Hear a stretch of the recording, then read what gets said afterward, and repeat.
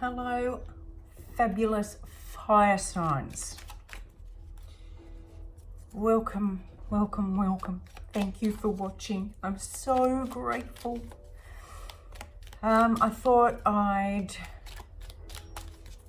swing in an element reading for the second half of September.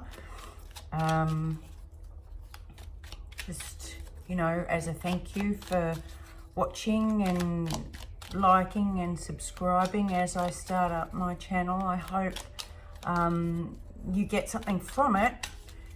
And sorry, that was me crossing my legs because things are getting old. So yeah, you'll notice that this time I'm actually shuffling the cards because last time I didn't, and I thought you'd like to see what happens when I do. Now, so far they've proven me wrong because sometimes it can take ages, like we're talking half an hour for the cards to fall out for a reading, which is why I, lined them up last time all pretty. But this time I thought, no, I'll shuffle them and drive them crazy with inane conversation while I'm doing it. So far, I started with one of my cards that I've just made as, well, originally I made them for me, but I've started seeing if there's an overall theme popping out for the reading. And today it literally flew out. Water and air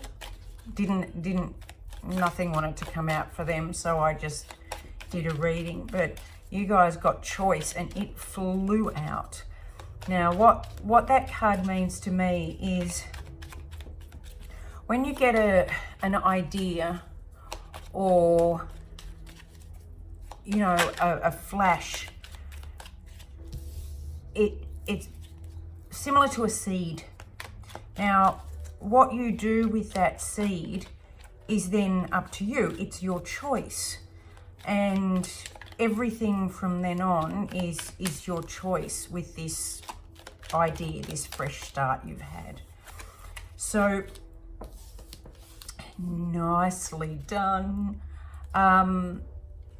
So with this overall reading of choice, you've got this opportunity. Now, what you do with that, whether you plant it in fertile soil and tend it so that it grows, is up to you. Or if you just throw it away so that it sits there and dies, then that's also up to you. So depending on what choice you've got at the moment, that's the overall thing. Now, to start with, we've got the Seven of Swords, which talks about thievery usually. The typical thief in the night stealing away with something. It can be discarding what you don't need anymore and moving away from that, literally almost running away from that. So that's where we're starting with the Seven of Swords. And then you're stepping into the Knight of Swords, which is bringing a truth. There's a message coming through, which is definitely a truth. And it's coming to either, this can be an air sign and this can be a water sign. But the Queen of Cups is obviously in this card. She's divine. I love these cards. These are the White Sage cards, and I just adore them. The Queen of Cups, it's like, oh, hi, how you going? Just chilling back, having a cup of tea. Do you want a cup of tea? Yep, just make yourself comfortable and tell me what's going on. What's happening for you? That's this Queen of Cups. She's so emotionally chill and you know, laid back and welcoming. So you've got this, you know, it's like, I'm getting I'm getting this picture of the need to release old beliefs and ideas and bringing them, you know, walking away from those who expect you to stay with the Seven of Swords, but you're leaving them and you're carrying your new truth. Either you're going into a more emotionally open and generous, kind type of vibration, or you're taking your truth to someone who's more loving and accepting of who you really were than the people you were around when you had these beliefs. It's also, the Nine of Wands is the sign of the wounded warrior. But it's really laying your boundaries down. And I think that's a beautiful progression from this Seven of Swords, where you've left things that don't serve you anymore, and you've moved across to an environment, or you've spoken to someone. It could be like a counselor or someone. Maybe you might have done some work on opening your, changing your beliefs and opening up to your emotions more. But as part of that progress, you've learnt about your boundaries and you're laying them down. Obviously, when we're doing this work, boundary work isn't what I would call simple. It's learning how to really stand in your truth and accept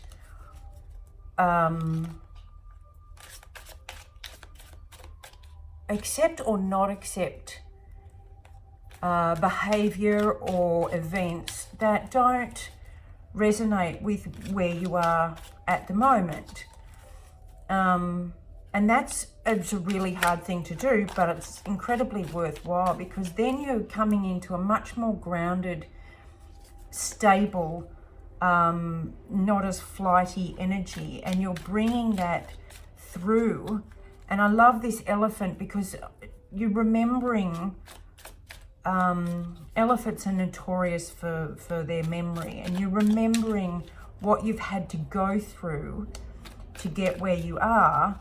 And instead of flying through it like the Knight of Wands, you're really being stable and taking one day at a time and stepping into your authenticity. And look at the benefits that's waiting for you. Now that is the ultimate gift, that Ten of Cups. It's like the whole universe getting together to say, yay you, all of this wasn't for nothing. Here's our gift, and we're going to give you the great reward. Here's, I love clarifiers. I really love clarifiers, because we've got the elephant again, which is basically backing up the Knight of Pentacles. And it's really talking about focused power and being gentle in your progress. I mean, the elephant is huge and quite intimidating, but they're gentle and they're loving and they support each other. So, you know, this could be referring to this kind of support you're getting now that you've moved on. You've also got the fish coming out, which talks about investments and money and, you know, using your resources wisely. And I love the way that backs up the progress that you're making. But be careful, because as I said before, these people that you're moving away from, they're not going to be happy that you're taking off, that you're changing who they think you are. You're moving into who you've always been, and they don't like the change in you. So just be careful that they don't try and sabotage that, because you do have this real desire to move forward, and a real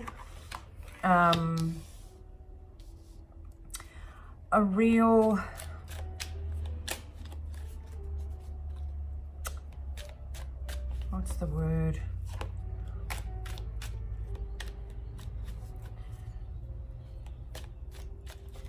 You have a real focus now on where you want to move, and the universe is backing you up.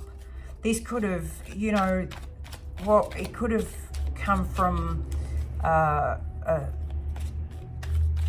serious incident, a build-up of stress. Sometimes it's just a niggle that makes people change and move on. Sometimes it's a major event, but we don't have anything like that hanging around.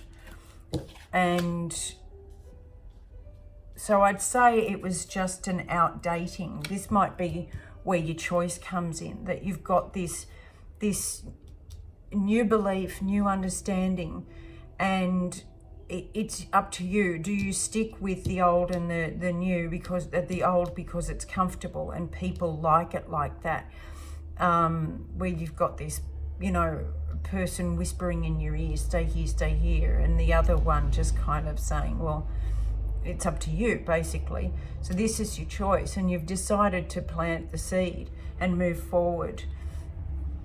And regardless of how hard it's going to be, or the stress you might go under, you're prepared to walk straight ahead in your truth. Whoever this is, whether it's a mindset or another person or a support system, it's really going to provide you with some stability and some